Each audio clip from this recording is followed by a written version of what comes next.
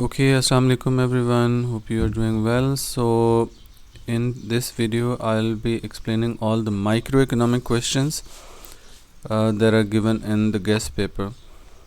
So microeconomic questions you can see on the screen right now, and I'll explain you the possible answers to these questions one by one. So I suggest keep watching each and every part of this video so that you understand the concepts in true sense, and you can also understand how to answer each question. So starting with the first question, question number 1, part A: explain whether PPC of a country is likely to shift inward or outward in the future. So for explain question, you have to write three assessment objectives: assessment objective 1, assessment objective 2, and assessment objective 3. Assessment objective 1 is basic knowledge, so assessment objective 2 is analysis, and assessment objective 3 is evaluation. So for knowledge, you have to first define what PPC is. PPC is a production possibility curve that shows different combinations of two products which can be produced with the given amount of resources and time. So this is a basic definition. If you want to write it down, then you can listen to me once again and write down the definition of PPC. And then you have to analyze whether PPC is likely to shift inward or outward. You will have to say that PPC may shift inward in the future as shown in the following figure, and then you have to make this graph. So on X you have to label X good or any other type of good that you want to mention here, but you should mention two goods, one on X axis and the other one on Y axis. And then you have to make this graph. Let's say this is point A, this is point B, and then shift it inward to point C and D, and you can mention it with the arrow key as well. After making this graph, you will say that in the future PPC may shift inward from AB to CD, showing decrease in production possibilities of both X and Y goods. And the reason for leftward shift or inward shift in PPC may include depletion of natural resources, or there may be many other reasons as well, like technology. If technology is outdated, then PPC will also shift to the left. So you have to explain at least one reason for leftward shift or inward shift in the PPC, right? If resources are depleted, then definitely production possibilities in the country will decrease, and depletion may occur due to the overuse of resources, or there may be some natural disasters like floods, earthquake, and sometimes wars also deplete the resources. And then you have to move to the outward shift in the PPC. You may say that on the other hand, PPC may shift to the right or may shift outward as shown in the following figure. Now you will have to make another graph, and then you have to shift PPC to the right. I have just changed the arrow key. You can make another graph, and now you will say that PPC may shift from CD to AB, right? Initially we said that it shifts from AB to CD whenever we have to explain inward shift, and when we have to explain outward shift, then we will say that CD to AB. And after making this graph, you will say that production possibilities for X and Y goods have increased in this graph from CD to AB, showing rightward shift in the PPC or outward shift in the PPC. And after that, you have to at least explain one reason for rightward shift, and there may be several reasons, but you have to at least explain one. So you may say that there is advancement in technology. Advancement in technology increases the speed of production, and as a result PPC will shift to the right. And many other reasons can be there. As I told you, you have to explain one for 8 mark question. You have to explain one reason for inward and one reason for outward shift in the PPC. However, you have to explain it thoroughly instead of just mentioning technology, how technology can shift PPC to the right. Okay, so after doing that, then you have to give conclusion at the end. That is also known as evaluation, and that is assessment objective 3. In evaluation, you may say that PPC of the country I'm talking about, let's say you can name any country, maybe you may say uh, UAE, or you may say like Pakistan, India, or any other country, Malaysia.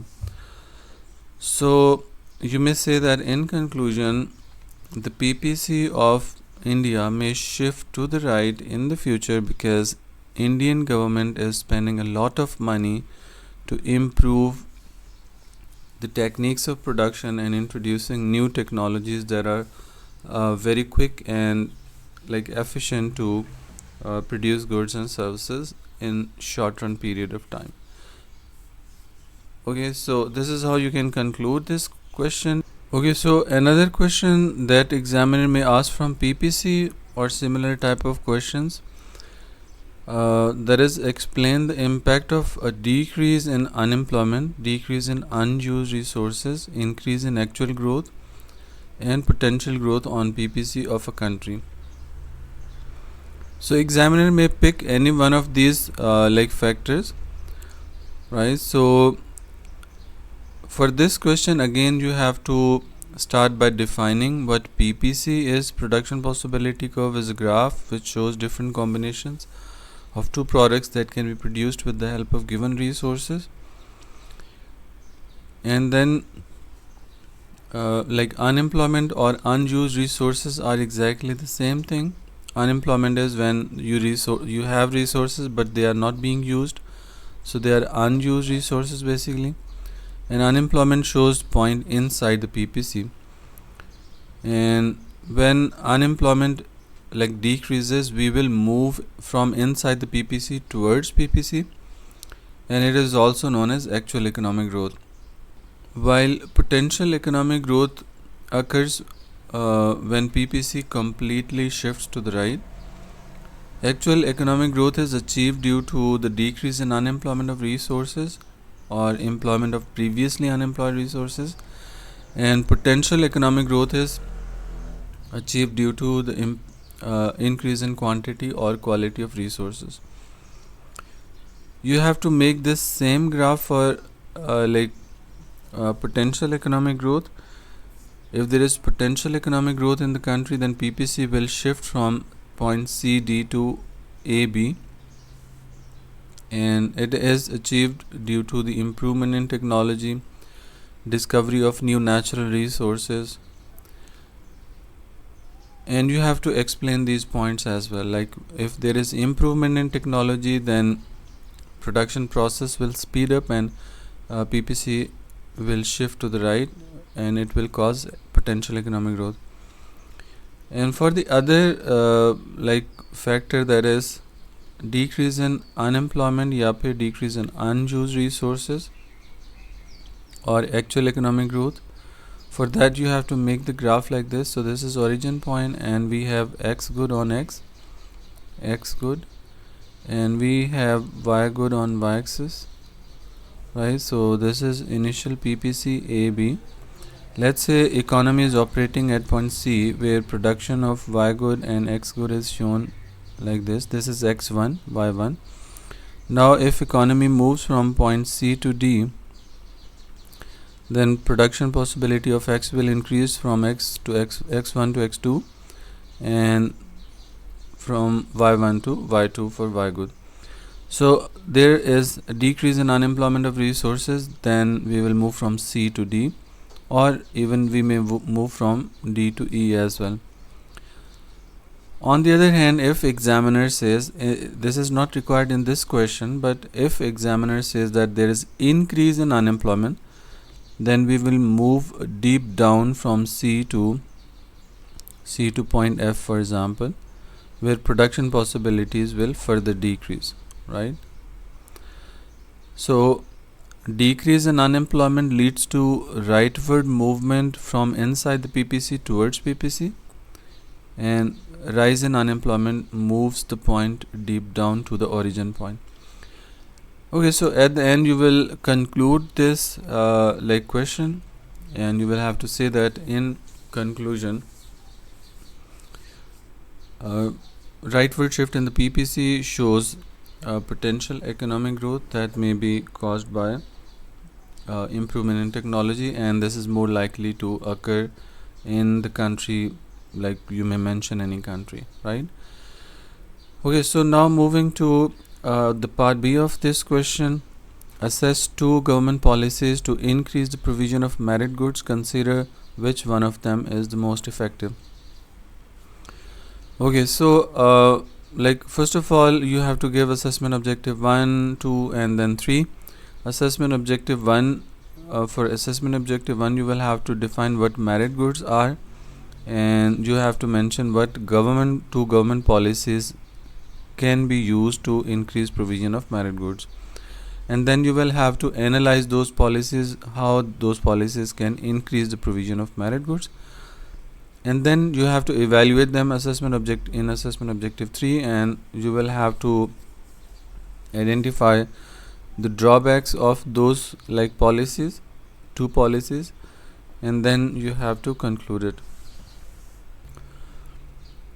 Okay, so the possible answer to this question will be, first of all, you have to define what merit goods are, right? So merit goods are the goods that are beneficial to the consumers as well as to the overall society or third parties, and you can give examples as well. For example, education, plantation, and vaccination. So these are the examples of merit goods, and then you will have to elaborate these examples, why they are considered as merit goods. Education, if someone gets education, then he himself will benefit in the form of better job opportunities for him to earn high incomes in the future, and at the same time he will benefit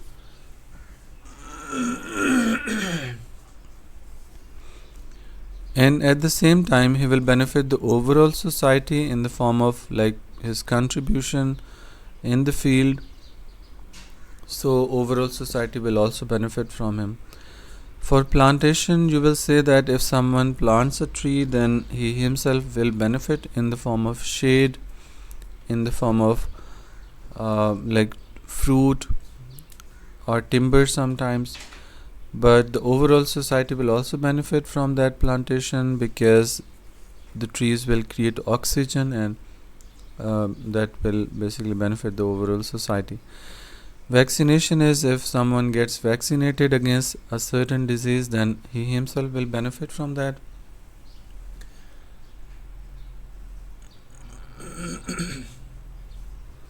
And at the same time he will benefit the overall society as well, because a vaccinated person is stopping the spread of the disease. And then you have to move to the two policies, and you can say that two policies that government may use may include subsidy to the private sector to produce and provide more quantity of merit goods, and the second policy can be direct public provision. Direct public provision is when government itself produces goods and services and provides them to the general public, right? So direct public provision. So these are the two methods that can be used by the government, and then you have to analyze how these two policies will increase the provision of these things like vaccination, plantation, and education. And you have to define what subsidy is. You will say that subsidy is the financial support provided by the government to the private individuals and companies so that they produce greater quantity of goods and services, that is merit goods. And at relatively low prices and in greater quantities. And for that you have to make this graph as well. This is demand curve, this is supply curve of merit good. This is origin point. On X you will label quantity, and this is demand, and this is supply of merit good. On Y we have price. Equilibrium takes place where demand and supply meet each other at E, and equilibrium price is P initially and quantity is Q. And now when government provides subsidy to the private sector, then supply of merit goods will rise, and when supply increases, supply curve shifts from S to S1, equilibrium will move to E1, quantity will rise to Q1, and price will fall to P1. And after making this diagram, you will explain this diagram as well, exactly the same way I was basically speaking right now. You will say that when government provides subsidy to the private sector, equilibrium will move from E to E1, where price will decrease from P to P1 and quantity will increase from Q to Q1. This is how subsidy can increase the provision of merit goods, that is greater quantity of merit goods to the consumers and at relatively low prices. And you can move on to the second policy, then direct public provision. You will say that direct public provision is when government itself produces and provides merit goods to the general public. For example, for provision of education, what government can do is government can construct its own schools, colleges and universities to provide education free of cost or at relatively low prices. So government has more resources as compared to the individuals and companies, so it can produce greater quantity of merit goods to cater the needs of a large number of consumers. And after that you will have to evaluate these policies. You will say that subsidy may be misused by the private sector. Sometimes government provides subsidy to the private sector, but private sector misuses that. Instead of producing greater quantity of merit good, what they do is they use this subsidy maybe for the improvement of their infrastructure, for improving salaries of and fringe benefits of their managers and workers. And similarly, you will say that direct public provision is also not always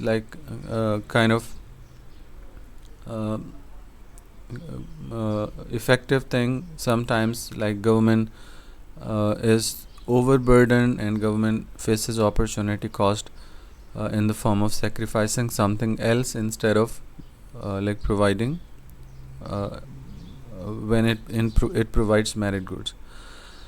Right, so this is how you can similarly government lacks profit motive, so it may compromise on quality as well, and consumers may have to stand in long queues to wait for the government to provide that product, because the distribution process of the government is generally slow. And then you have to finally conclude it which method of these two is relatively better.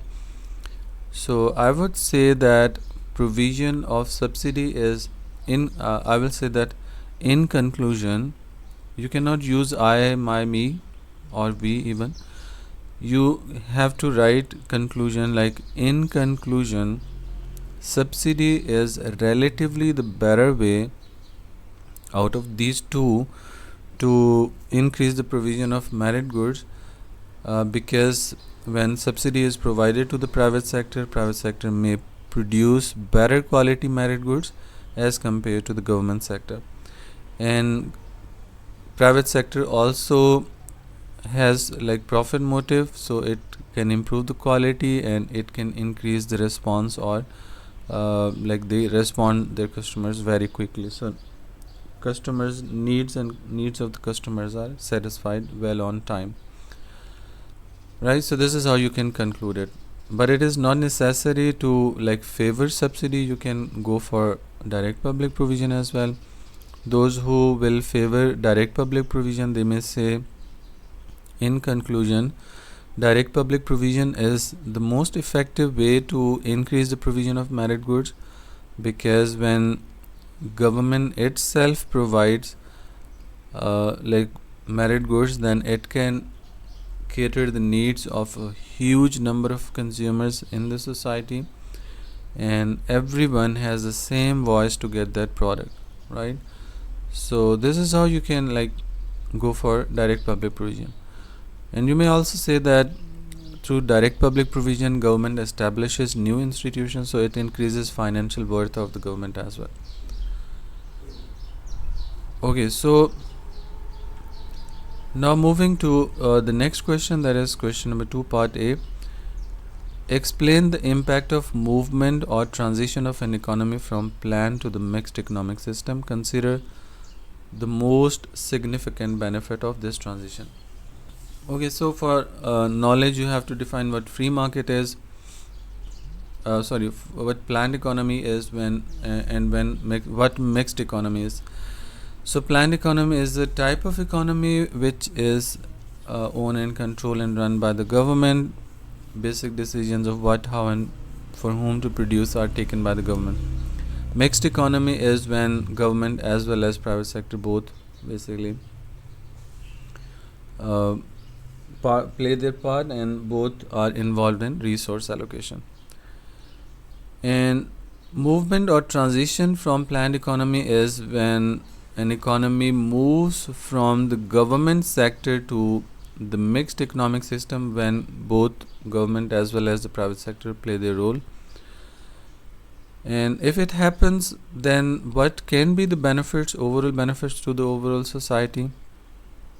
You may talk about the greater provision of merit goods, like when it becomes mixed economy, then government will provide merit goods, greater quantity of merit goods and public goods, while private sector will contribute in the production of luxurious products that can improve the quality of life of the consumers. And it also improves financial sector as well, like banking system will improve, because now instead of government there is private sector in the economy that is investing money. So financial sector, that is banks, will also be able to advance more loans to the general public and to the companies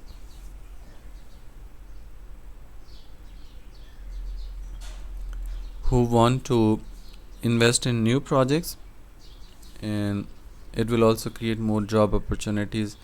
Quality will improve, quality of goods and services will improve, and so on and so forth. Then you have to talk against this system as well, because in planned economy prices are generally low and there is more stability in the economy, while in mixed economy, since private sector is involved, so there may be increased competition between public and private sector, that is government and the private companies. So they will have to spend like a lot of money for advertisement to attract their customers, and you have to basically mention the disadvantages of mixed economy. And government intervention increases in the form of like setting prices lower than the equilibrium price, sometimes setting wages above the equilibrium price, that is minimum wage.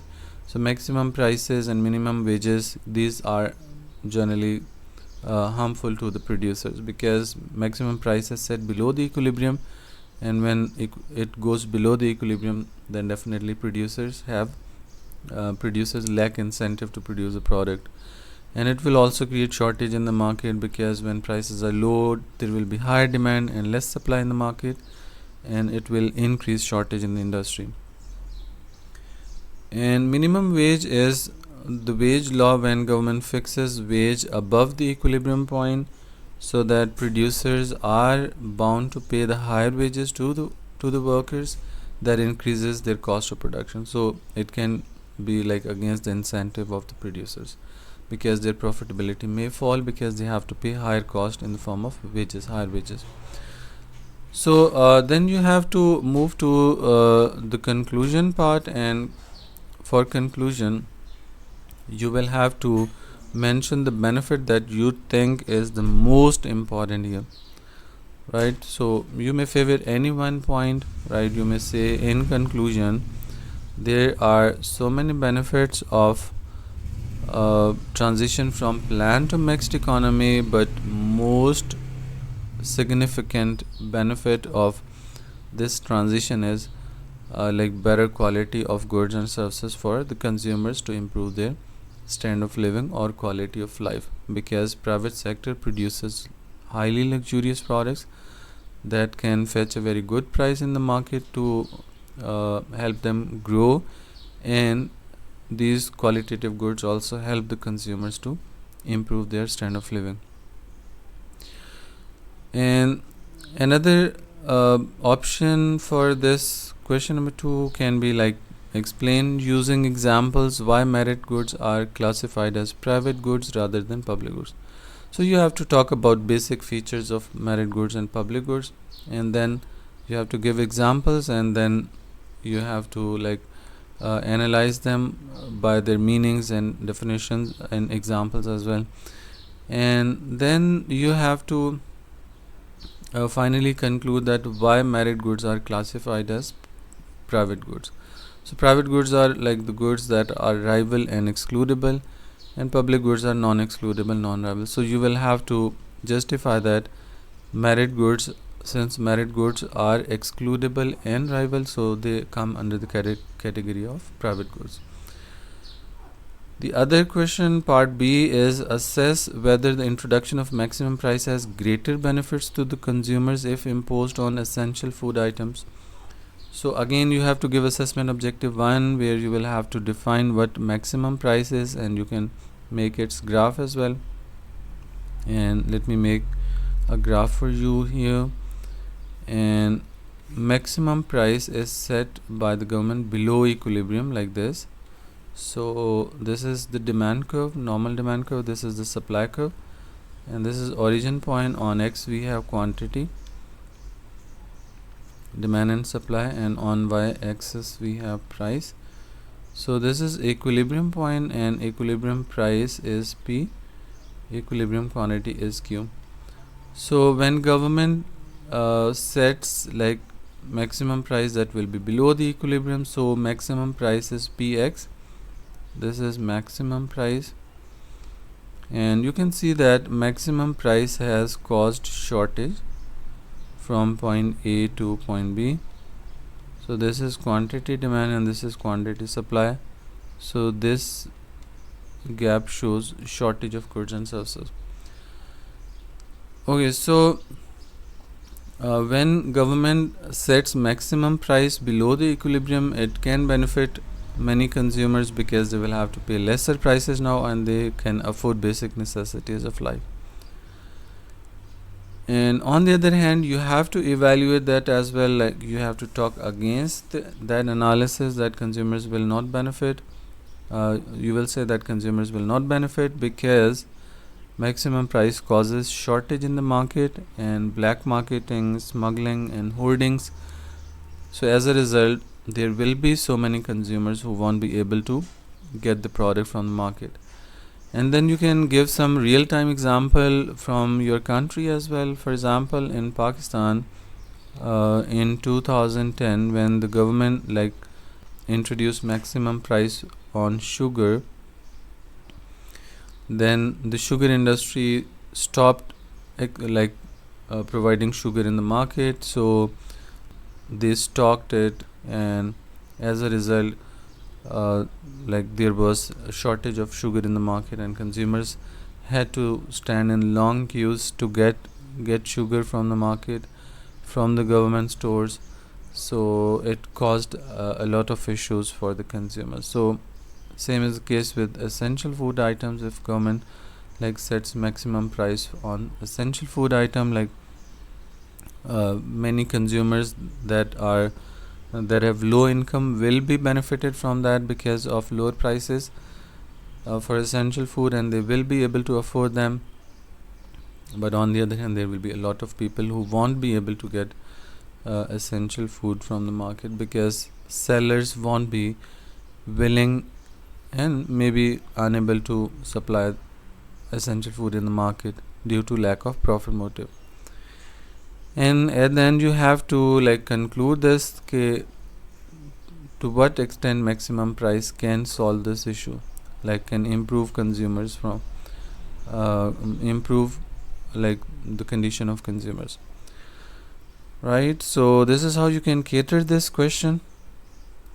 And now moving to question number 3a, explain the meaning of equilibrium price of a good and consider why it may rise or fall. Examiner may mention like any demand and supply factors. Like examiner may say that if there is increase in income of the consumers, then prices will rise or fall, for example. So what are other demand factors like income, taste in fashion, weather, population, advertisement, right? So prices of substitutes and complements, these are some important factors that affect demand. And supply factors include like cost of production, indirect taxes, subsidies, government policies, technological advancement, climate change, etc. So examiner may mention any demand and supply factor and may ask the same question. For this question, what you have to do is you will have to first define what equilibrium price is, and then you can make the graph of equilibrium, and then you can like pick the factor that examiner has given you and then show its impact on the equilibrium price. For example, if examiner says that there is a rise in consumers' income in the country, so then what you will have to say, first of all, define equilibrium price. Equilibrium price is the price that is set at the intersection point of demand and supply curves, and it has no tendency to change unless there is change in non-price factors. So we have like demand and supply equilibrium taking place at E, and we have price on y-axis, and price is P and quantity is Q, right? So if examiner has mentioned that there is increase in consumers income, then you will have to shift demand curve to the right, because increase in income increases demand and it is a non-price factor, and it will shift equilibrium to E1, and quantity will rise to Q1 and price will rise to P1. And it happens in case of normal goods. So normal goods are the good quality products that have positive relationship with income. If income increases, demand also increases.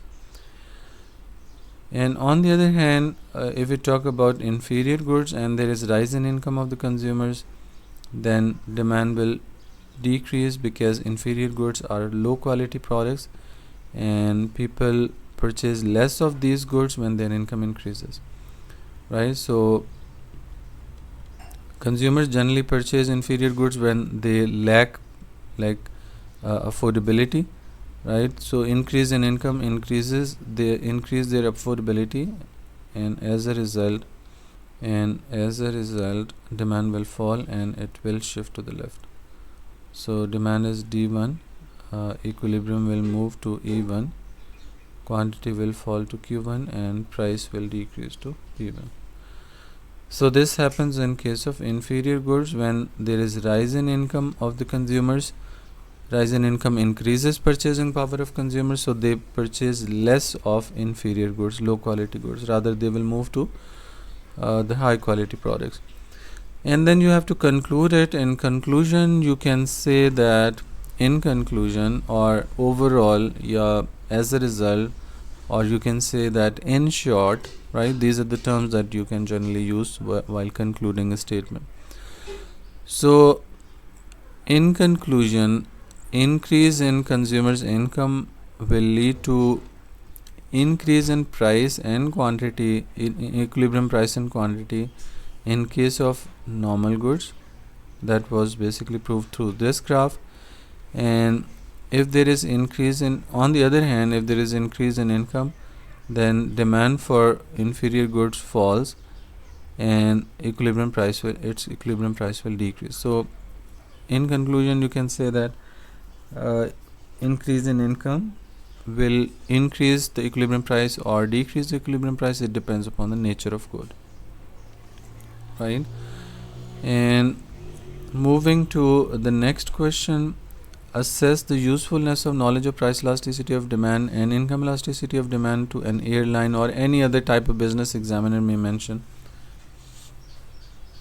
For this question, again you have to define what price elasticity of demand is.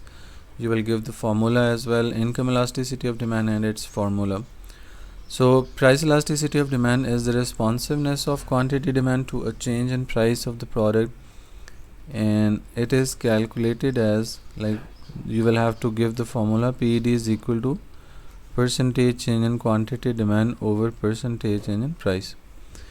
And on the other hand, income elasticity of demand is the responsiveness of quantity demand to a change in income, and the formula to calculate income elasticity of demand is percentage change in quantity demand over percentage change in income. Here Y is basically used for income. Okay, so after giving basic definitions, you will now move to the further analysis part, and you will say that price elasticity of demand can be elastic or inelastic. There are other types as well, but you need not to explain every type or coefficient of PED. You can talk about elastic and inelastic price elasticity of demand. Then you have to define what elastic demand is, what inelastic demand is. So elastic demand is when a small change in price leads to a greater change in quantity demand, or you can say that when a change in price leads to more than proportionate change in quantity demand, that is called elastic demand. And in case of elastic demand curve is relatively flatter like this. So this graph shows that a little change in price leads to a greater change in quantity demand. So on X we have quantity demand, and this concept is useful for the business because it guides the business to decrease price. For example, price was initially 10, quantity was 100, price decreased to 8, that is 20% decrease, quantity increased to 140. So the graph is a little flatter. So this is change in price which is smaller, and this is change in quantity. So smaller change in price led to a greater change in quantity demand, and revenue will increase. So what was the initial revenue? Initial revenue was 10 into 100 is equal to 1000 $1,000. So initial price was 10, quantity was 100, and now decrease in price led to increase in quantity to 140. So 140 into 10 is 1120. So decrease in price led to increase in total revenue. So elastic demand guides the business to decrease the price. And in real life you can also experience that Uber and Kareem, what they generally do is they are transport companies, and they keep fluctuating and decreasing or increasing their prices depending upon the nature of demand. When they feel that demand is elastic, they decrease price. When they feel that demand is inelastic, they increase price. Then you have to define what inelastic demand is. Inelastic demand is when a change in price leads to less than proportionate change in quantity demand. So in this case, increase in price increases total revenue of the business. If they decrease price, then total revenue will fall. Total revenue is the total income received by the business, and in this case demand curve is relatively steeper. Demand curve is relatively steeper like this. So this is origin point. On X we have quantity demand, this is demand curve, and on Y we have price, right? So initially let's assume price was $10 and quantity was 100 units. Now price increased to let's say $15, and quantity decreased to let's say $90. So now increase in price is huge and decrease in quantity is smaller, right? So new total revenue will be 10 into 100 initially is equal to 1000, and total revenue later on is 15 into 90. Okay, so what will be the revenue then? 1350. So increase in price led to increase in revenue. So PED guides the seller to charge prices accordingly. Like when demand is elastic, they charge low price. When demand is inelastic, they charge high price. and inelastic demand is for basic necessities, and elastic demand is for luxurious products. Then you have to move to the second part of the question, that is income elasticity of demand. Income elasticity of demand is also very important for or useful for the businesses to decide on what type of goods to produce, and generally we talk about normal goods. Normal goods come under the category of luxury products, and then like inferior or given goods. So normal goods are positively linked. If income increases, demand also increases. So in case of normal good, like whenever there is economic boom in the country, income of the people will be increasing, so it guides the producers to produce and sell normal and luxurious products, because if they produce inferior goods at that time when there is economic boom is basically uprise in the economy when people have more income, and if they produce like inferior goods during boom, then they will face loss. And on the other hand, inferior goods are negatively related to the income. If income increases, demand will fall, and during boom, businesses should not produce inferior goods. If they do, then their demand will decrease. So during recessions, when demand is low, the demand for inferior goods will be high, and it happens in case of economic recession. Economic recession is economic downfall when people have less income. When people have less income, they demand more quantity of inferior goods because they don't afford to buy good quality products. So this guides the businesses to take decisions whether to produce normal or inferior goods. And in conclusion, you will say that these concepts are based on some like assumptions, and like price elasticity of demand only considers the impact of price, but there are so many other factors that actually affect the demand, like income, taste and trends, fashion, weather, population. There are so many factors that are ignored by the price elasticity of demand. And price elasticity of demand is also calculated based on the previous data, and that data might not be useful in the current situation, so PED will be useless. And estimates of PED calculation are also questionable in most of the cases. And so then you have to conclude that like both concepts, in conclusion, both concepts PED and YED, although like practically they are very difficult to accurately being calculated, however they provide some guidelines to the producers to take decisions on pricing and type of goods to produce, right? So moving to the other question number 4, explain the meanings of consumer surplus and consider the extent to which it may change due to the imposition of indirect tax, increase in cost of production, or provision of subsidy. So the impact of first two factors will be exactly same: increase in indirect tax, imposition of indirect tax, or increase in cost of production will shift supply curve to the left, so the impact will be exactly same. But in case of provision of subsidy, supply curve will shift to the right. So for this question, you have to first define what consumer surplus is, and you can make the graph of consumer surplus. I have more or less similar type of question. I have solved it, like I'm going to show that answer as well right now. So for this question, you have to define what consumer surplus is. You have to give examples. So consumer surplus is the difference between market price and the price consumer was willing to pay. Sometimes consumers expect high price to pay in the market, but actually they pay less. There may be discounts on the product, or there may be high like negotiation power of the consumer as well sometimes. And if it happens, then the money he saves, for example, he was willing to pay $10, but he got actually at $8, so $2 he saved is consumer surplus. And you have to make the graph of consumer surplus as well. And then you have to talk about indirect tax. Indirect tax or increase in cost of production will decrease supply, of the product, and as a result supply curve will shift to the left and consumer surplus will decrease. And you will have to mention the area of decrease of consumer surplus as well.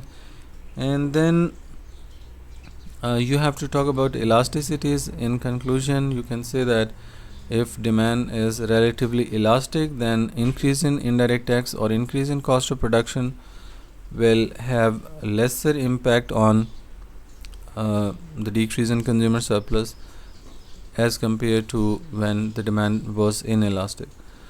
Right, when demand is inelastic, it means consumer cannot easily decrease the quantity, so he has to purchase like more or less similar type of quantity, not exactly the same, but quantity will decrease with lesser proportion.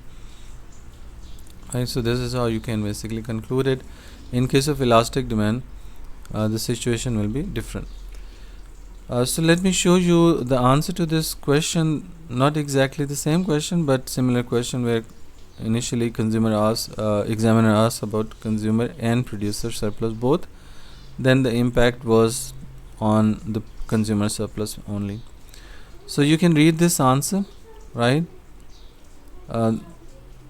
Answer starts from here and give example and then make this graph. Okay, so the question that I have just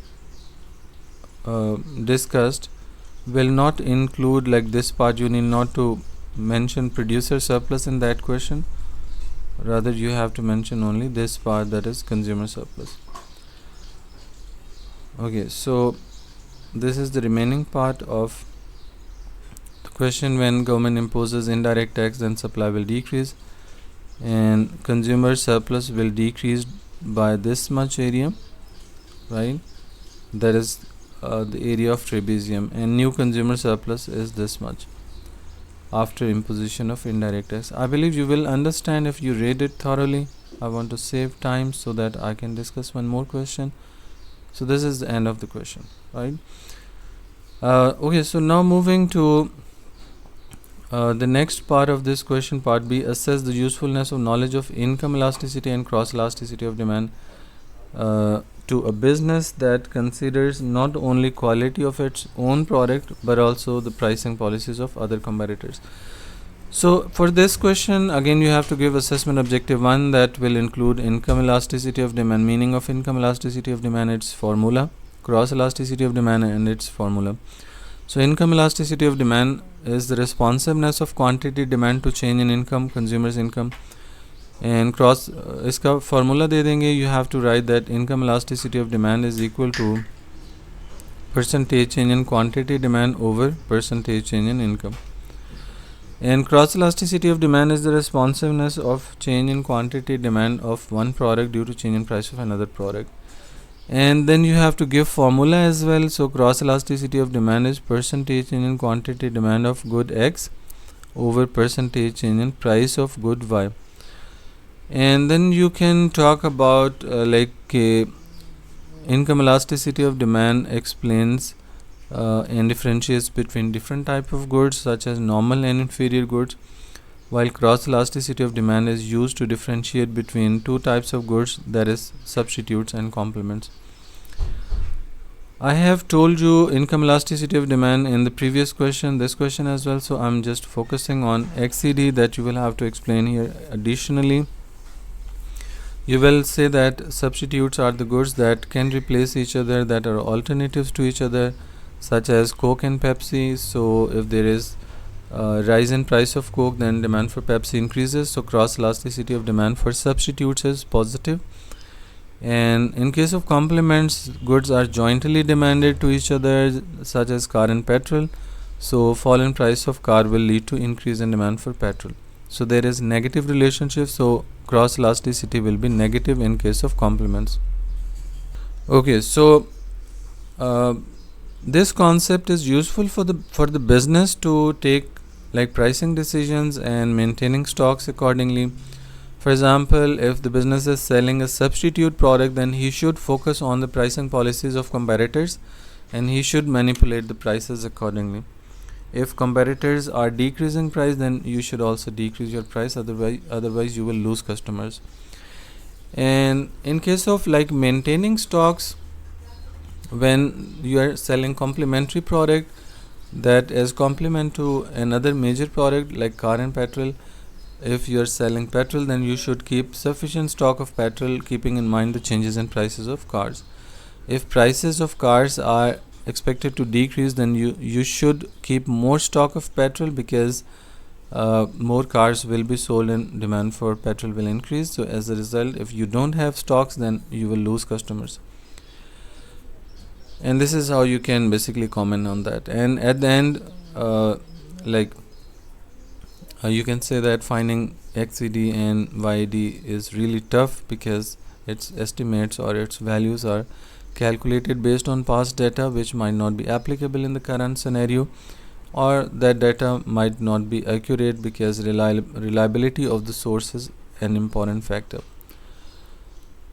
However, like income and cross elasticity of demand give like proper guideline to the producers and sellers to take appropriate decisions well on time, so that they don't lose customers, and their profits and revenues don't decrease. Okay, so I have also mentioned some like coefficients or values of elasticity of demand. PED, if PED is minus 1.5, keep in mind price elasticity of demand is always negative. So negative sign is just for negative relationship between two variables. For example, price falls, quantity demand increases. This is negative or inverse relationship. So this negative sign basically just shows the relationship, and we consider only the value. Value 1.5 is greater than 1. When the value of PED is greater than 1, it is called elastic demand. And in case of elastic demand, a little change in price leads to greater change in demand. And minus 0.5 is inelastic demand, like greater change in price leads to lesser change in quantity demand. YED, that is income elasticity of demand, if it is positive, it means the product is normal or luxury product. 1.2 shows that demand is elastic, like little change in income leads to greater change in demand. Plus 0.5 plus sign shows that the product is normal good, and 0.5 shows that plus sign shows that positive relationship, and 0.5 shows that it is a normal good or basic necessity. Like if income increases, demand will increase a little bit. Minus 1.5 is like it is like given good or inferior product with elastic demand. Inferior product with inelastic demand. 0.5 is inelastic, 1.5 is elastic. Again 1.5 is elastic, 1.5 is elastic, but sign is positive. So XED, when XED is positive, it means goods are substitutes. When it is negative, it means goods are complements. And when XED is 0, it means goods are unrelated, like they don't have any kind of relationship with each other. Like the change in price of car has nothing to do, change in price of car has nothing to do with Pepsi, right? So change in price of car will have no impact on the demand for Pepsi, because these two goods are unrelated and they don't depend on each other. So cross elasticity of demand will be 0.